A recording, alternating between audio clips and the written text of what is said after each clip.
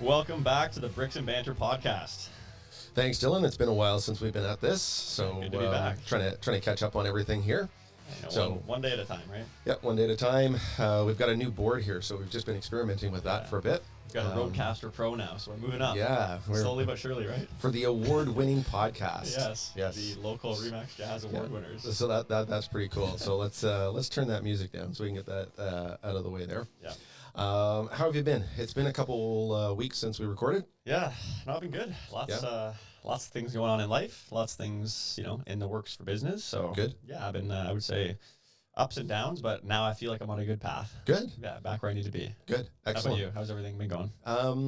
It's been a busy start to the year. Not all business, a little bit personal, but had that little bit of a sickness there in the beginning of February. Yeah. Which kind of quite a few things going around though, I think. Oh my gosh, I think everybody was sick that we were talking to.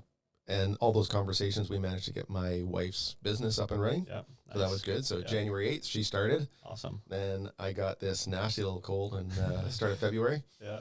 Had I think I shared with you, I had a great big thing on my lip. Oh yeah. And we were doing the video stuff. I'm like, there's no way I'm going back on that. And then the cough was just the worst. Yeah. So I was like, we can't record for this. And hey, that's life sometimes, right? Things happen. Right. Sometimes you gotta just and we're switching things up a little bit too. Yeah. Right. We've got the new board. We've got a new intro coming in for the podcast. Yeah. We got lots of ideas, lots of guests, on the horizon, right? Lots of guests signed up. We've got a mortgage broker coming in from Legacy Lending. We've got Rob Flores, our statistician. Someone stats guy. Stats guy. Stats guy. Rob Flores. Yeah. We're gonna have Scott White on again. Yeah, just talk about some of the new Tressa stuff and how some forms have been removed from the real estate business. Yeah. Along with some of the realtors. Yeah. You see the report from the Toronto Star? No. Okay, so there was a report for anybody who follows any real estate media, but I think it was about 2 weeks ago, and it was saying that they were making a claim that 45,000 realtors across the GTA have dropped out of the business. Like that was the number they made. 45,000. So that a lot of seems people, high. Yeah. So if you go on Instagram or TikTok, like there's a lot of realtors and a lot of people who have taken that article and blown it out of proportion to try to get views and all that kind of stuff, obviously, right? But that seems crazy. Like we have 75 to 80,000. I was going to say that's half. That's half of the population. So whenever we see changes like this with the Tressa stuff, right? There's always going to be people who aren't doing much that are just kind of like, okay, that's too much for me to deal with, so maybe I'll do something else. Well, it is a lot, right? Yeah. I mean, I've gone through a couple of transactions, I've heard a lot from the clients. Yeah. The thing with it I've noticed is it's like when we did the episode with Scott, I kind of realized, okay, it's not as much as we thought it was in terms of there's not that many things actually changing. It's just you have to be aware of, the new possibilities with, for example, the seller with the offer prices. Like there's just little things that, when you're kind of thrown into it, because I had one, not long after this all came out where I had somebody who wanted to put an offer in on my own listing, and I had somebody else was bringing an offer. So I was almost going to get into like a multiple rep situation with other people competing. And it did definitely, like, it threw me through a loop because I had to kind of like, it was almost like back in the early days where you don't quite know everything. So you get a little bit anxious and you're kind of like, oh no, am I doing everything right? So I think it's done that to a lot of people where they're second guessing things and, they maybe blew it out of proportion a little bit. Yeah, I found that it was just some of the forms have just got like way too many checkboxes. Way too many words. Yeah.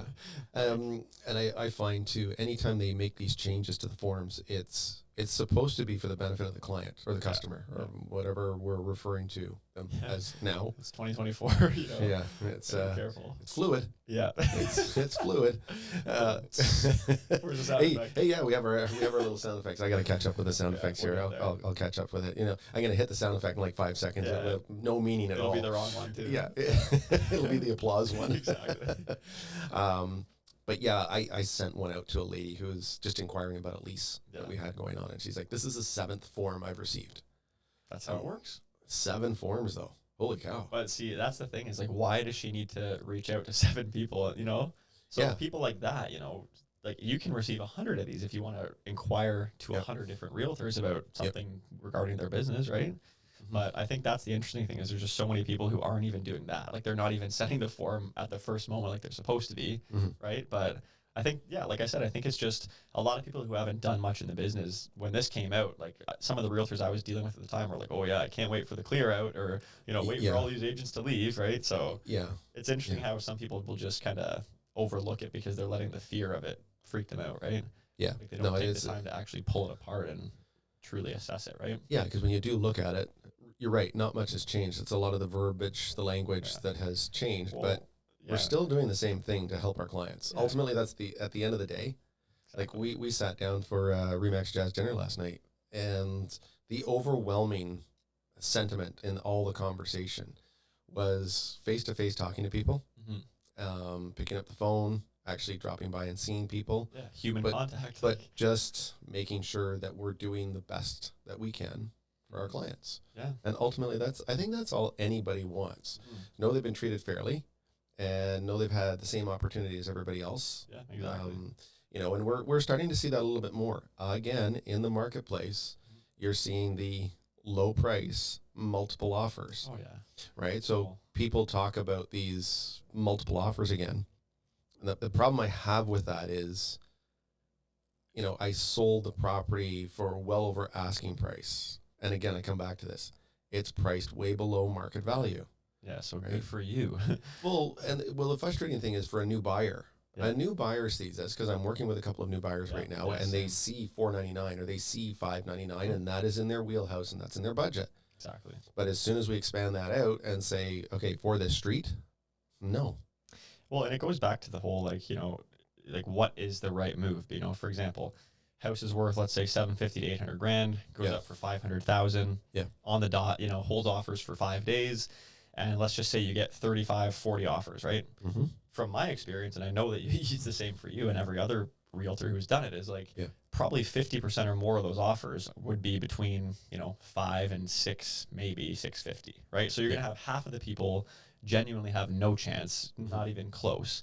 But then the argument is then, okay, so who is doing the better job? Because if you have those offers, even if they may suck in relation to some of them, they do exist. Therefore, the other offers may increase, so maybe that's the better move, right? Okay, so it's that constant back and forth of I'll play devil's advocate on that side of it. Yeah. So you get all these offers in. Let's say you got 35 offers in, and you got some of them rated asking price, some of them a little bit more, some of them 20% more, and then you've got usually your top end is usually about maybe 4 to 5. I was gonna say 2 to 5 maybe. Have you ever seen any of them go 100,000 over what the market value is for that neighborhood of that street? Probably, yeah. Yeah? I would say in the past. Yeah, because when COVID first started, now I think that people are pretty savvy to that. People are being more sensible, but at the same time, I think there's a lot of people that understand that there's a lot of opportunity. So, even though there's a lot of these homes that are coming out that are overpriced, it's even if you may have to quote unquote overpay by 30 or 40,000, for example, in the big scheme of things, if someone has that belief that the rates will come down, the prices will go up, even if it's a 5-year plan, just do it, right? That's everybody has a different risk tolerance for that, right? Where others will say, no, there has not been one sale to support that price. I will not pay even close to it, right? Right, and that's where I think that the education of the buyers is so high, and that's our job, right? We have to make sure that they understand, right? Because especially if they're coming from out of the area, right? Not everybody can understand how a house can be 1 minute from another one and be 100,000 more or whatever, right? Yeah. So and you're absolutely right when you say they're coming from out of area, because as these prices increase and then maintain a certain level, Durham always used to be the lesser expensive option, the affordable option to the Toronto, right? Scarborough or North York or whatever it was in Toronto. Yeah. It was always the less expensive option. Now that's gone. Yeah, well, right? It still is, but not really. Not as much as it was back 10 years ago. For sure. Right, and now I find that when I'm working with my buyers, I'm heading to Newcastle, I'm going to Coburg, I'm going to Port Hope. I'm going further and further and further east. Yeah. So it's like that, dropping the rock in the middle of the pond. That ripple goes out. Yeah. And, I call it the affordability ripple. Yeah, right? A good way to look at it, actually. It's really okay, well, Belleville now is my new affordable ripple. Yeah. So we're driving to Belleville. I've got a guy for you. Save you those drives. Okay. All right. Shout out Matt Tebow, Napanee, Remax Finest, Dynamic Group. Let's go. All right. There you go. Like we were saying, he was the one that was on the Remax Hustle podcast with Wade that we talked about recently. Yeah. But genuinely, if you need help, he will help you massively. Well, and I think the Frontenac still remains one of the areas that's not on the new Clark. Exactly. And that's why I actually have clients with him right now that I've been working with here actively, but they've now thought about picking up potentially a long-term type of cottage or retirement property out there. So I've connected them.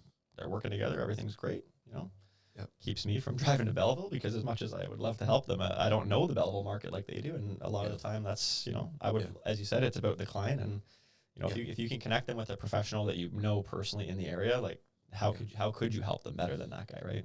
Well, then that's true. And that's true. And I have clients that were looking in the Windsor area. Yeah, exactly. And I forget the other township that they were looking at that was just south of Windsor. Yeah. And just connected them up with an agent out there that I knew of. Yeah. And, they're taking care of them. Yeah, and that's the beauty of, because I don't know Windsor. No, and that's the thing, right? I don't even know Toronto, to be quite honest with you. This way, right? Yeah, you kind of grew up there. Well, not quite, but... Well, I mean, we lived in Toronto for 24 years, right? It's crazy. And now I look back there and I'm thinking, I've been gone for so long, but mostly condos, and I just don't know that market. Oh, yeah. Well, think about, how many cranes were there, 10 years ago. And then if you look at it now, it's whoa, a lot of these buildings came out of nowhere, right? Yeah, well, I drove along the Gardner Expressway. They're using all these landmarks now that some people may or may not know. Yeah. But they've got condos in between the off ramps. Yeah. Yeah. Right. It's crazy. That little wedge it's space. Pretty cool. It is. I would just hate to have my condo on the third floor. It's constant headlights in my. Yeah. It's scary. Man, maybe they're parking spaces. I don't know. Yeah. Who knows, right? But I wouldn't want to be on that floor, because you just open up the balcony and sit out there. Yeah. Nice nature sounds, eh? Yeah. Well, they're nature for city. Yeah. Exactly. Right? It's not like me. Oh yeah, they would have a decent, if they can see the water, that's nice, right? So, depending on what's in front of them. Yeah, you have a nice view of the water, and then next year it's whoop, up goes a condo, and it's there goes there goes my view. Yeah, exactly. I can kind of see it if I lean all the way out over here. Yeah, and then you're come back. That's the view you're talking about. Yeah, it's a water view, kind of. Yeah. You stand on a block and hang out over the edge of the balcony. Yeah, but exactly. No, a little bit off topic there, but I don't understand the whole low offer thing. I really don't.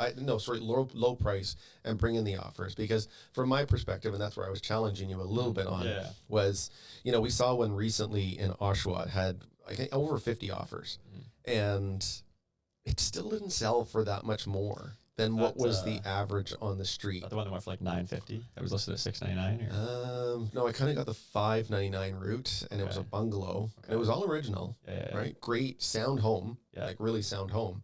And I think it sold for, I'm going to say, between $775 and $780. So something that was fairly sensible. But everybody on all the other sales on that street, $760, $772, $780. So did someone really overpay? Not really. No, and that's good to hear. You know what I mean? That's the thing. There was one recently. I think it went up at $699, and it was in a neighborhood where really it should be $850 to $1 million, right? For the finished product, and I think they got $950 or something. And it's so.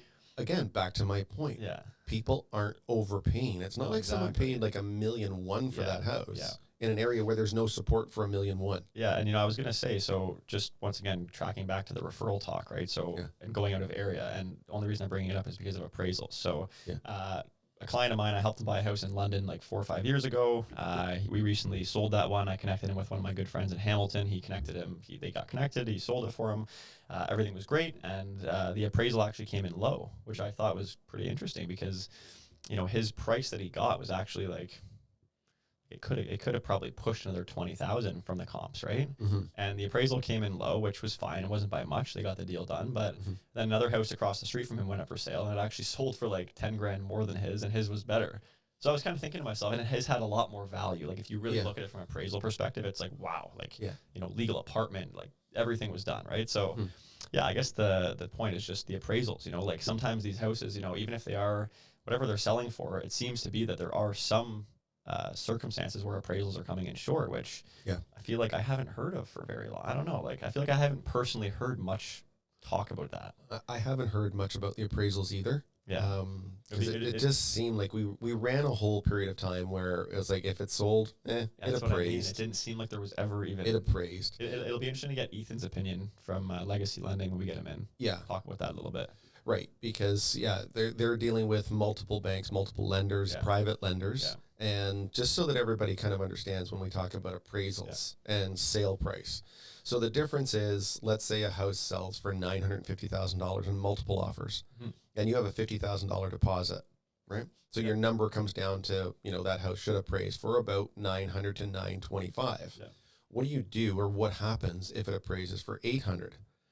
You have to make up that gap between $800 and $900, because the bank is only going to lend you $800, and you bought it for $950. Your $50,000 deposit doesn't make up enough money. So you've got a shortfall, which is known as a shortfall. Yeah. Right. So that is on demand, especially if you have a firm agreement of purchase and sale. You need that by closing, right? And that's the thing. Right. Like, a lot of people, if that happens, like, what do you do, right? Like, well, I couldn't write out a check for $100,000. Can you? No, I don't know. No, I can't. Not at this present moment. But most people can. And that's the thing, is like, even if somebody, is really well off or has a great job or whatever it is, like, it's not like we know everybody's financial situation down to the core, right? So even if you think you have a great client, like, you have to be very diligent about the prices you're putting on your offers. And like, as you said, like, it doesn't seem like it's happening much, but there always will be cases where somebody just throws in an offer and they're like, give me the house. And, well, that's where the desperation comes from. Exactly. Desperation. And they get themselves in that situation. Right. I need a house. I'm moving here from wherever. I'm out of state. I'm out of province. I'm out of country in some situations. Yeah. So they just say, I'm tired of losing. Yeah. So off I go. And now I got to come up with, and I've never really experienced that. I had one a couple of years ago. Yeah. Well, not a couple now. I say a couple. In 2017, I'm talking about. Ridiculous. That's 7 years ago. Yeah. It's not a couple. You understand how crazy this business is? Like, it's just moving. Time is moving. But I had one where it was when the foreign buyers tax came in and the stress test first came in and the market kind of flipped. I think it was like March or April of the year. It was April. It was a Tuesday. Yeah, it was a Tuesday. Exactly. I know. I had exactly the day. My client, so our plan was essentially to list his house the following Monday. He put an offer in on the Monday to purchase something because, that was the climate we were in. He purchased for, a sensible number, a number that he could work with. He could have went higher, but upon doing that, we firmed up the deal. And then Tuesday, the market flipped upside down and everybody, a lot of people started losing their shirts in all these situations. And this house appraised for like $190,000 lower than what they had paid. And the people closed it. Like, it was shocking. I'm like we were just saying, even some of the wealthy people, whatever, like, not everybody can just write that check, but in some situations, like, this person was actually moving from Africa. Yeah. They were like a professor and they were moving here. So like you said, they didn't even see the house. They were just like, go and get it. And they figured it out. Right. But it was a little stressful. It was dicey. I do remember that time. It was a Tuesday, and I remember being in the office and just saying, did everybody else hear that? Yeah. Because it was literally like a light switch. Yeah. Like, someone walked in on Monday morning at 9 o'clock and turned the light switch off. Yeah. It went from like a straight up vertical line to pretty much flat. Yeah. So it was pretty. You're right. There was a lot of people that didn't do very well. Yeah, and it's just like in my situation, like, thankfully, the circumstances worked. But I mean, it doesn't matter how great you think you are or you are. Like, if you get stuck in a situation like that, there's really only so much you can do, right? It's not like you or I could have predicted, hey, this is going to happen. It's going to be like, drop the mallet on it and everything flips, right? So thankfully for me, I didn't have any drastically horrible situations, but I know that if we were to poll, 100 realtors, we'd get some very, very, different stories, right? Well, I talked to Mark Armstrong's office last week, because we were updating again our wills, which everybody should do. I was just it's not a great experience to do. Yeah, but a little bit morbid. It's a little bit morbid. Yeah. But it's also one of those things that failing to plan is a plan to fail. Definitely. If you've got kids, you've got properties, you've got that stuff, you've got to have it. And it is. It's an awkward conversation to have. No, I know. You're talking about your own mortality, but right. But like, it is, you have to deal with it, right? Exactly. So, their side of the law firm, our real estate law firm, did that for us. And just talking about the number of strange transactions since the start of January. Oh, like just this year? Just this year, wow. 2024. Okay. Interesting. The number of very difficult, very strange, deposits not showing up, strange things in the, just in offers and stuff like that. So, whereas 2 years ago, we didn't hear about that. No, it was just like I don't know what it was. Like during COVID, it was like the money was free. It was ridiculous. Like the money was just like, yeah, it's $1 million. Oh yeah, it's $1.3 million. Oh yeah, don't worry about it. It's $1.4 million.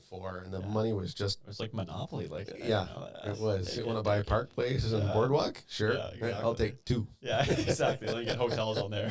Yeah, exactly. Yeah. So it was a bit of a strange. So it was an interesting conversation with Mark, and I think that's where, in speaking with industry people, like our mortgage people, like the lawyers, staying in tune with what's happening. Yeah. Because you can isolate yourself sometimes and be in a bubble. Yeah. And not realize what's going on out there. Yeah. And like, I think we all do that at times, but it's also just, sometimes you just need to hear, like, I could be, like you and I could be exactly the same, schedule, as busy as each other are, selling the exact same homes, but we could be having 2 completely different experiences. Oh, yeah. We're dealing with either different clientele or different types of properties or just, different circumstances and tough scenarios. And then the other guy could just be like, everything is just, flying along. And it's like, and that's what's so funny about this business, right? Like you say, putting yourself in a box and like that, I've been there. I do that sometimes when things get a little bit frustrating, but then you just need to talk to somebody like you and get some perspective, right? Yeah.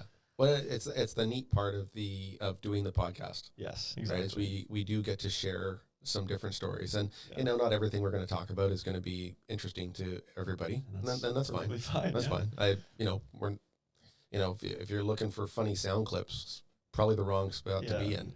Because first of all, we're not funny. Yeah, well, at least you try. Yeah, we just try to be.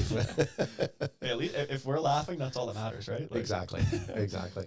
So the one question I wanted to ask you was, everybody says I'm waiting for the bottom of the market. I'm waiting for the market to drop out. So I want your opinion on this. Have we seen the bottom of the market? Did it go past? Because I've got mine, but I want to hear what you have to say. It's so tough because I think I don't know. You have to look at it across the whole market, right? Like every segment, like what are the semis and townhomes doing? What are the, big estate homes doing? Yeah. But I don't know. I think that there may still be a little bit of, not a fall, but I think that there might just be a little bit more space for it to come down a little bit more. So leveling off type of thing? And the only reason I kind of think a little bit that way is because, in my view, there's going to be an onslaught of listings this month. Yeah. Like, I think we're going to be flooded. Yeah. Flooded. I think there's going to be a lot of the homes that, are going to be priced correctly. They're going to sell in normal, how they should. Yeah. There's going to be a lot of people who are doing the, hey, 500,000 offers tomorrow, give me $7 million, Yeah. So I think we're going to see a lot of this, but I think that it might just become a little bit heavy on the inventory, right? Which has been what we've been needed for a long time, right? Well, we've needed the inventory to come back to balance. Yeah. And I honestly thought, and this is my opinion, that the bottom of the market was the end of November. Yep. Beginning of December, 2023. And I think that, like, I would agree. I think that because I had a couple clients purchase December, and I was like, you guys are hitting the jackpot, right? Yeah. Like, we're buying at a perfect time. So I would think yes, but then I guess the other side is just kind of like I just said, right? Because we've been having inventory from what, like, I haven't been running the numbers, but it looks like it's been increasing steadily, but not necessarily affordable. A lot of the homes seem to be going up more expensive than they should be, or like we said, they're playing the game of the underprice. So it just, I think, depends on how many listings we get, because yes, there's a lot of buyers out there, and yes, there's a lot of multiple offers, but if there's 20 options for each buyer, you're not going to have that, right? Yeah. It's going to start to become like Noel, our broker owner, Noel Copton, says it's like a shiny penny contest, right? I think that might come in a little bit more. Yeah. But to me, I always think pricing is everything, right? And there's so many people who just, I don't know whether it's the agent that just can't like hold his own ground and get the price that makes sense, or it's just people that are just delusional at times, right? I call it the COVID hangover. Yeah. Oh yeah. And it's even that. It's like my neighbor, my neighbor sold for $1.6 million. Oh, wake up, buddy. Yours is worth $1 million. Yeah. Wake up. And like if that ship has sailed and you're standing at the bus station. Yeah. Trust me, I'm at the point now, and like, this because we've been talking a lot, personally. Like, I'm at the point now where I could care less how much money I'm making this year. I could care how much everything happens. Like, if I do not want to deal with a situation because somebody is being delusional, like we just talked about, and they're like, oh, my house, no, okay, go call the next guy. Like, I no longer have time to, beat around the bush and hold the hands of the people who aren't committed to the process, right? Like, we need to know that these people are serious. And like, I think for myself, there's definitely been periods in my career in the earlier days where you're wasting time with people, and like, you don't really know it because you're just trying to get the grind in and you're trying to do what you think is necessary. But if somebody's going to waste your time and not have the level of respect for you that you deserve, then it's not even, it's, you make a couple of really good points there in that it's, you know, it's your time as a professional that's doing this.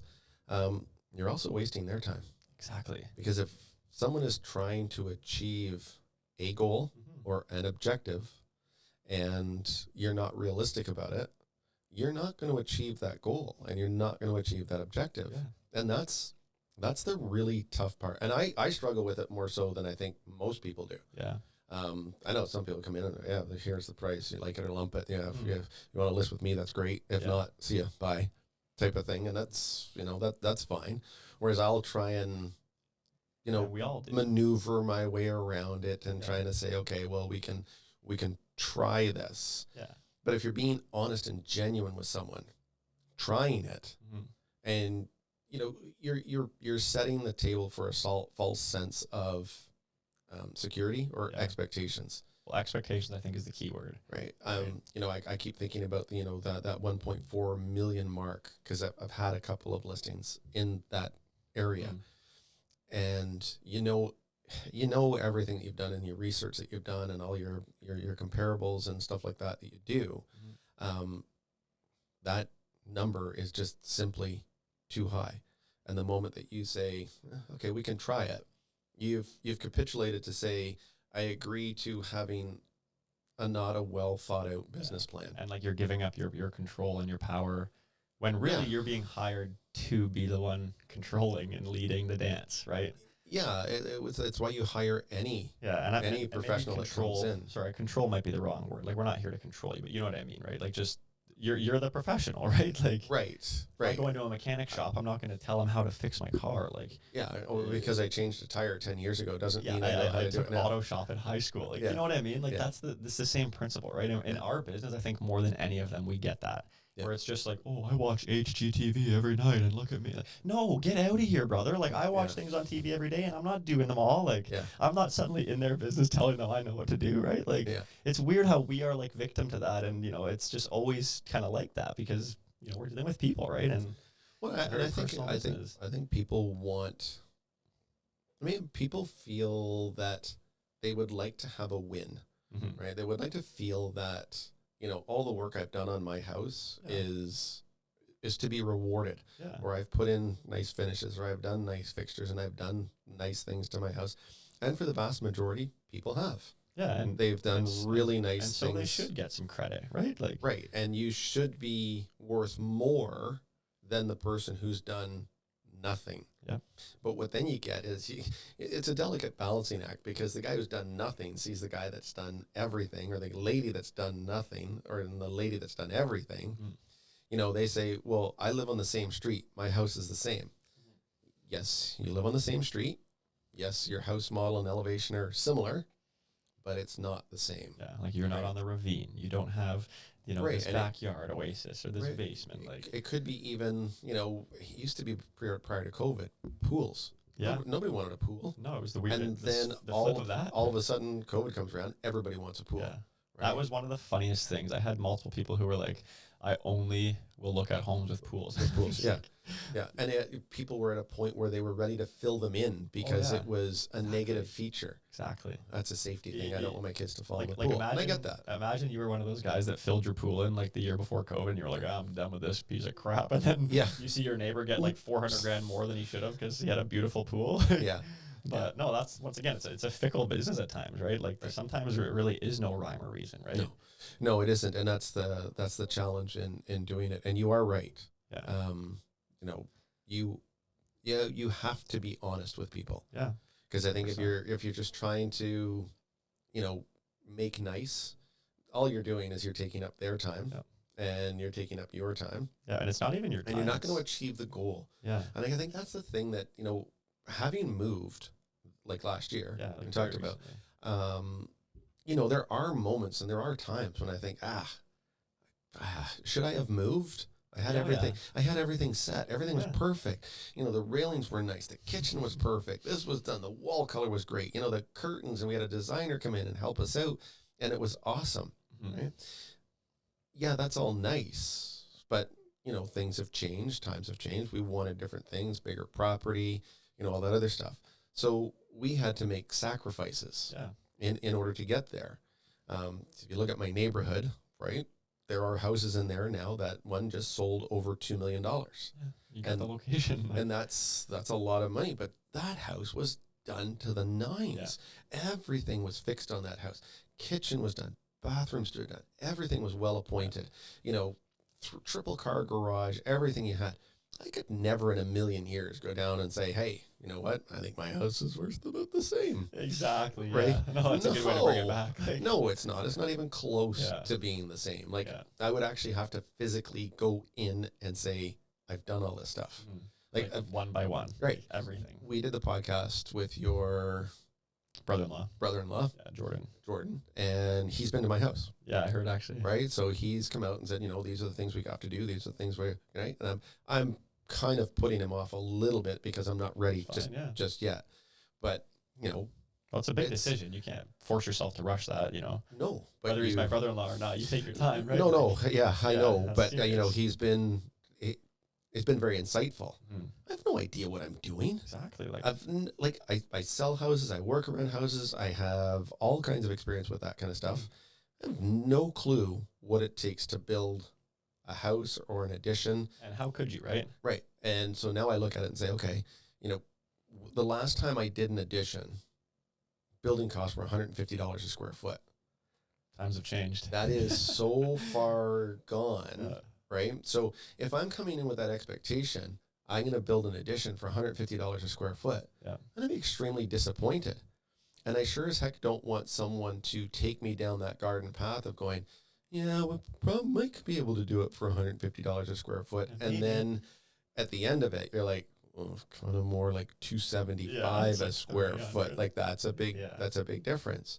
Right. So again, this kind of just ties back about being realistic. And we have to it sometimes. Oh, definitely. Right? You can't just say, this is what I like, and this is, you know, what's going to happen, and my neighbor sold for this, and my neighbor did that. Yeah, I look at my neighbor's place across the street. Got a pool, got a double tandem garage, and everything else, and, you know, it cost him $100,000 to do it all. Pool, garage, everything. Yeah. He did it 18 years ago. 18 years ago. Times have changed a little bit. Right. So, yeah. So, again, just tying that back in is just trying to. Yeah. And like even bringing up, like going back to, you know, the Tressa topic, right? Just in terms of being honest with people, right? When I was dealing with, you know, that listing recently and I had a couple people that wanted to put offers in on it, you know, I was very clear with them. And I said, look, you need to understand that these things just changed. So like, this is the reason that I'm sending you this, you know, like I'm sending you this as per my obligations. And one of them went, oh, well, that's weird because if that came out December 1st, you know, like I've talked to a couple of realtors, you know, similarly, like I reach out to the listing agent and like nobody's sent me that before. And it's like, I took a very professional stance and I said, look, I understand that you would like to put an offer on this home. Like you need to understand the situation we're in. And I said, I'm doing things as per my obligations. I'm not just like telling you to do this. So like they were just, I guess the point is just not everybody's doing that. But by me taking the approach of saying, look, this is just being as honest as I can. Like I'm sharing this guide with you because it's my obligation. Like this is it, right? Like they actually were like, oh, you're actually like, pretty professional. Like, but it's just, you're just being honest, right? Because like, think about this, right?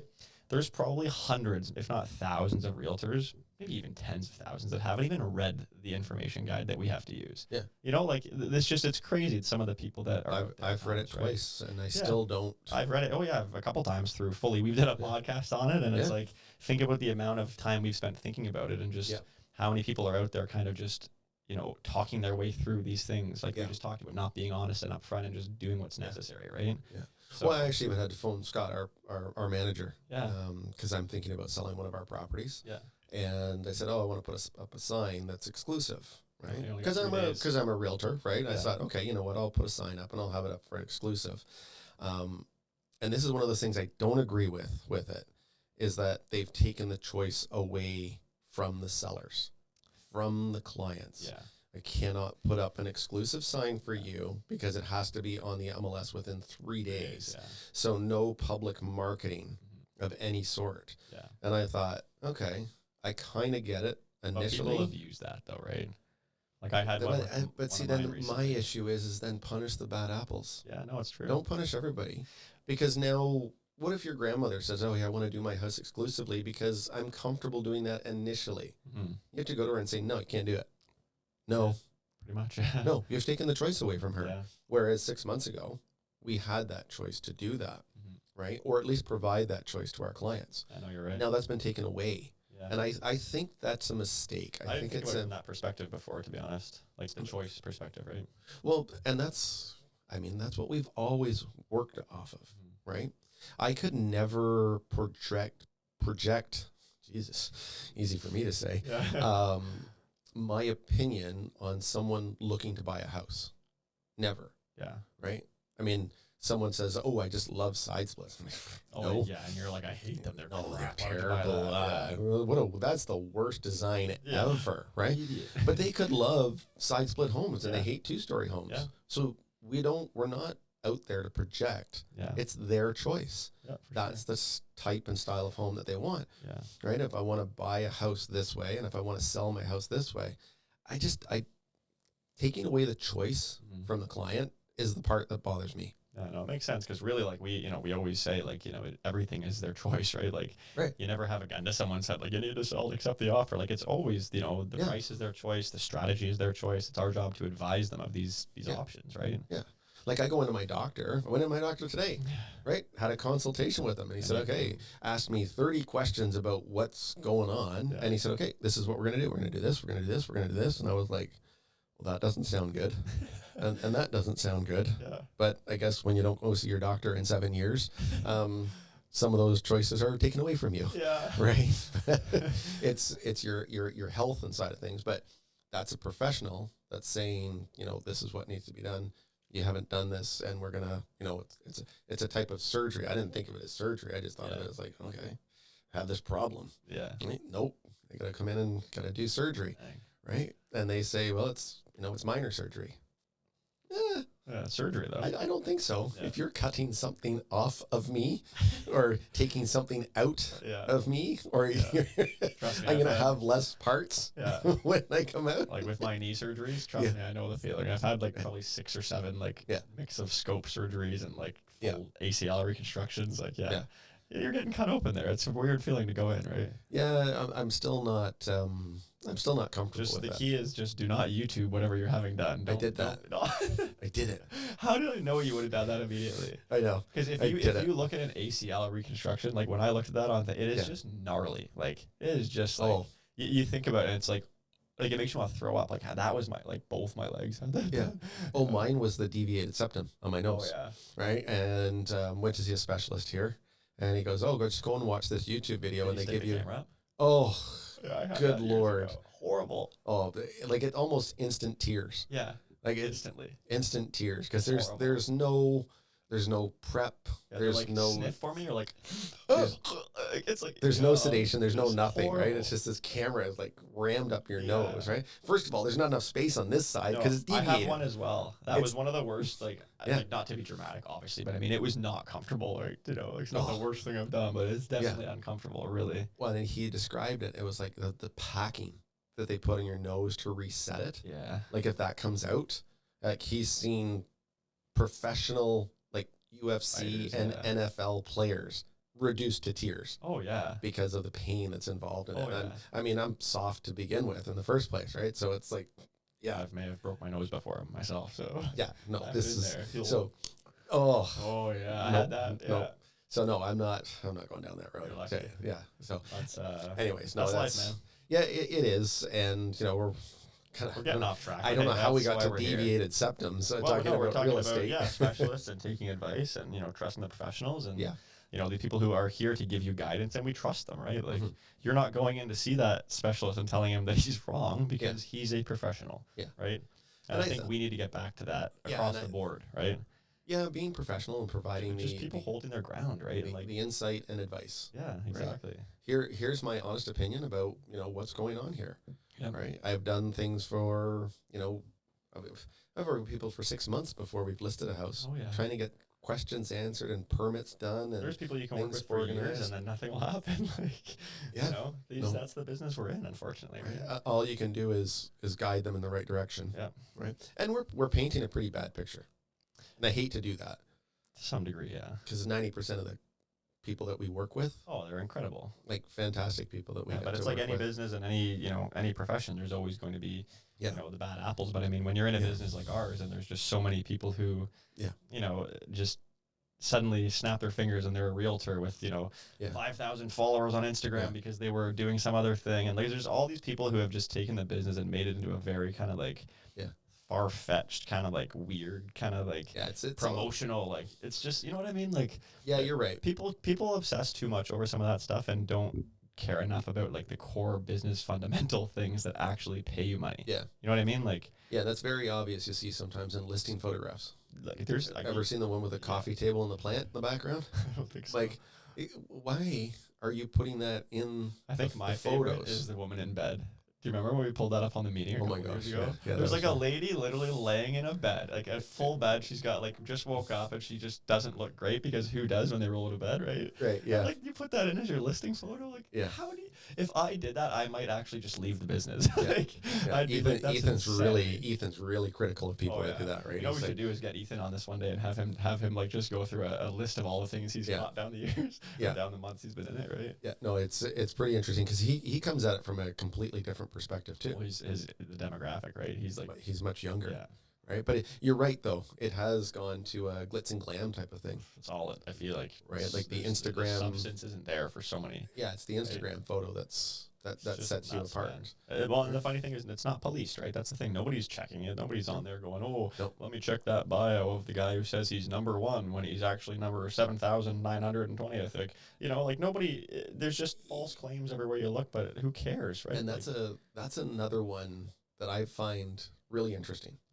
As a customer, like I'm going out somewhere, if someone promoted to me that they were the number one salesperson at the GM dealership, you got to buy from me because I'm number one. Yeah.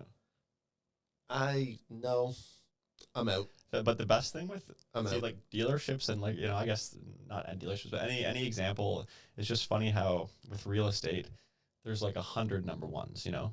Mm-hmm. He's number one and she's number one, and then like you look at the fine print and it's like as per stats for March 2009, you know. It's like it just kills me. April 2009. It just kills me. Like I actually like it's just funny. I like the one that was on the side of the park bench. It was like is the best looking realtor according to his mom. Yeah, hey, that's great. That's great marketing. And that's the thing. Some of it's funny as hell, and that's a good spin on it. Yeah, right. Like that's someone who's got a pretty good sense of humor about it. Yeah. I think the key is like, you know, we just can't like in my head it's just like let all of these people just drift away, you know, like stop worrying about all the ones that are just here to tell people they're a realtor and all the ones that are just like trying to buy a big truck or, you know, to flash their things. It's just like they'll phase out, you know. Like, have you ever seen the clip? I've seen it a couple times on the social media sites, but it's one of Tom Hanks, and they're sitting around a round table, right?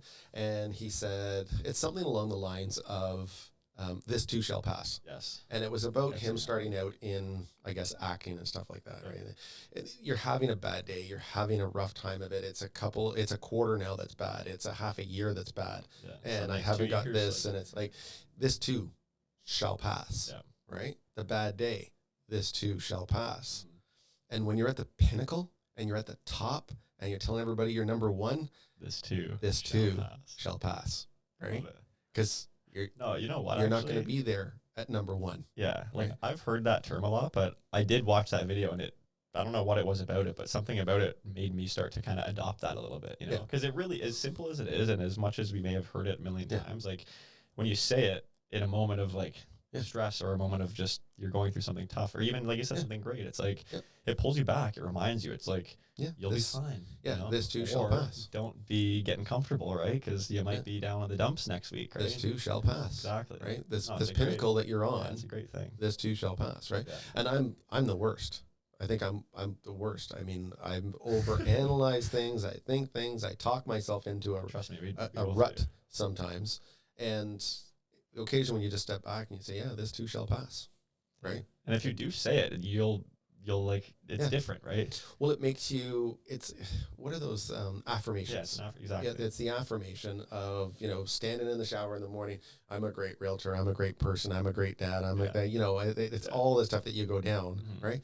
Once you say it out loud and do it, or you write it down, this too shall pass. Yeah.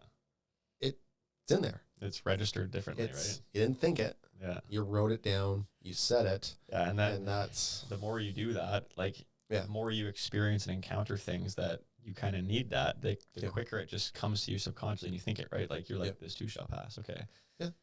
Okay, let's go, like. On to the next. Yeah. On to the next, because there's always going to be a next. Yeah. Until the day they start piling dirt on top of you, there's always going to be if you're lucky. Yeah, I heard something recently about, who was I talking with this about? I don't remember, but anyway, about like,